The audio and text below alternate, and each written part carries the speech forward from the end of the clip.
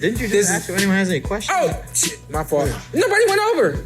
Oh, okay. You said, hey, does anybody have any questions? Yeah, it's about that time. So they've been here long. Y'all see I'm moving fast. All right, don't get mad at me. Oh, no. Okay, Spence or Crawford? I'm mad at you. Crawford. I'll say this, and I'll try not to take too long, but I pointed out that component that we didn't feel that Joshua had in this fight, which was necessary, which was for him to get hit and keep going. And that's what makes that fight so great, is that both guys really are unique athletes, especially in the sport of boxing. And so, like I told the football players earlier, it's going to be a fight of inches.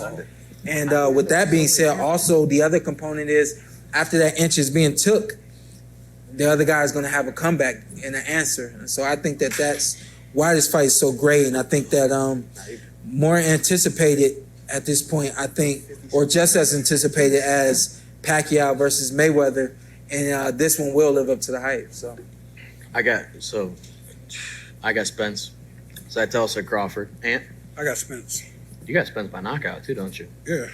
Did you tell him you had Spence? Yeah, we've been arguing all day about it. Terrence, just for anyone that wasn't, we literally argued for when we got here until the show started. So, I'm like, y'all done got this man going. He ain't going to answer questions by the time y'all get done with him. I will. Another one? Go ahead. What up, Chop? Champ, I got a question for you guys. Chop it. Chop. Let's get a deal on car. Hold on. No, I got a question for you. Go ahead, yeah. Yeah, I'll take care of it. You know, it's all family. Yeah. But I want to know, this is a real question. Like, it's your 100th episode. How did y'all meet? Carson and I, you got here late, so it's all good. But Carson and I, we met. I was out of high school. His cousin is my best friend. Mm-hmm. So that's how we met. Carson came out here to Las Vegas from back home. 2014, 2015. Yeah. And then 2020, when I decided to do the podcast, I already knew that I was going to work with him. He's been in broadcasting for a number of years, until getting in with me doing this. And then we actually met at Mayweather's gym. Okay. So it was back in the day, 2013, when I first moved out here. That was our home, and we was sparring, putting some work in. We was trying to be the dogs in there and scare everybody off. And in the midst of trying to do that, I wrapped up one day, and I was like, it was gym home, and I had really gotten tired of that, just being out here for the short amount of time that I was. And what's our boy's name that introduced us? DeAndre Lattimore introduced us, and he just was kind of cooling, and I heard him say something about fantasy football nonetheless. And so I said, oh, fantasy football, you doing that? Blah, blah, blah, blah, blah. And we've been fans ever since a conversation about fantasy football. Okay. And then, of course, Shawn been in the game for a minute. You know Shawn. And just one of the nicest guys, you know what I mean? So when everybody else would leave the gym, he just stuck around. And when he heard that I was doing the podcast, he wanted to come check it out. And, him being who he is, it wasn't just about checking it out. It was, let me see what you guys are really doing. And, if I can get some scoops, let me get some scoops before it goes out. And, he would whisper stuff to us, things that he had to say. And we like, yo, just grab a mic, and that's all she wrote for him. So actually, his father, so smart man, understood promotion as well as teaching him how to fight. So he would make sure reporters would come by to see Shawn and get Shawn exposure. He brought me by, and that was really Kenny's doing. So yeah, Kenny's grabbed me many times. He's energy. Kenny's a whole vibe. No, but in my defense, I was buying a PorterWay hat in the front. Oh, there you go. Yeah, Okay. Congratulations, you guys. And where can people buy a car from? You let them know. Oh, they can come by. at Chop, Tobin Auto Group. We out here. It's all love, the boxing community. But congrats, you guys. Congrats. Las Vegas legend. Thanks, Chop. What's up, fellas? Hey, what's up, man? Congratulations on your 100th episode. Appreciate it. Thank you, brother. My question is kind of a two-part question. What advice would you give young fighters? Because we talked about, having personal chaos in your life, right? So you're a champ. You've experienced those things. So what advice would you give a young fighter who may be going through some personal chaos or, knowing that you have the right people around you? The first thing is kind of like Brenagh, if it's personal and you feel like it's getting in the way of the fight or the career, you gotta pull yourself away from it. because this sport is very, it just is what it is. It's dangerous. And that one time that you didn't work hard enough in the gym, it actually shows up in the ring on fight night. You know, my dad always said boxing is the one sport that will tell on you. It'll tell what you've been doing as soon as you get in the ring, you know. And so, you know, number one thing is if it's too much to handle and it's interfering with the training, don't even attempt to have a fight, you know.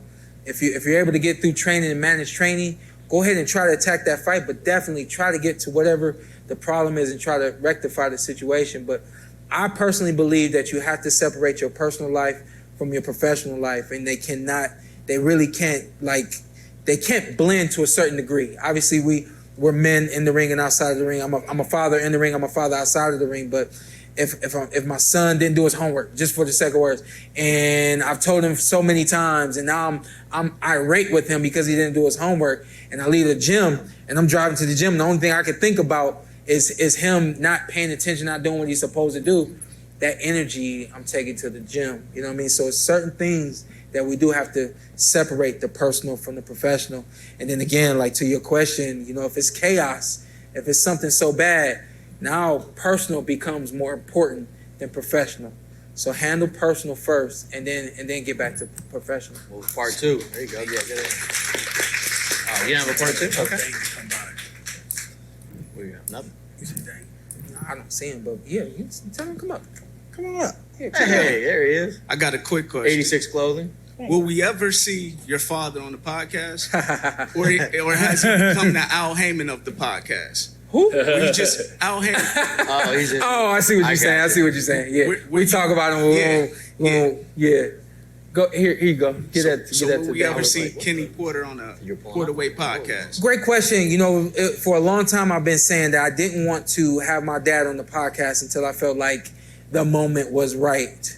Until I felt like so I give you guys, or I try to give motivational messages after every show, and I try to do something that's going to impact your daily life, or you know, at some capacity your week or your month or your year. Just try to do something to help you fix whatever's going on, or further whatever is good in life. And so the way I've always looked at my dad is he's going to come on this podcast, and that's what that podcast, that episode is going to be, just that, because that's what he's given me. And so I just know that he'll have a profound effect on the show. And I want it to be not when there's just a couple of thousand that are watching, or, you know, we've had some episodes that have reached some tens of thousands and so on. But I want it to be, man, where we Joe Rogan to this bad boy, and everybody's paying attention, and you know and because he does that, he commands your attention when his presence is in the building. So I want it to be when it's that big. You know, not that I would be wasting the opportunity, but I see something big when my dad comes on the podcast. So I want it to be that moment. He also might have an appearance fee, I feel like. He said, hey, you better get my fighters now before I'm charging for you to have them. So Well, I remember when he came by to watch us once, and we were talking about this. They said, well, Kenny, the game is to be sold, not told, right? Yeah. And he was like, exactly. Yeah. And that's why he didn't want to come on. But yeah. That's what he says. He says, the hey, game is to be sold, not told. I got all this information. I'm giving it to you for free. I can't give it away to everybody.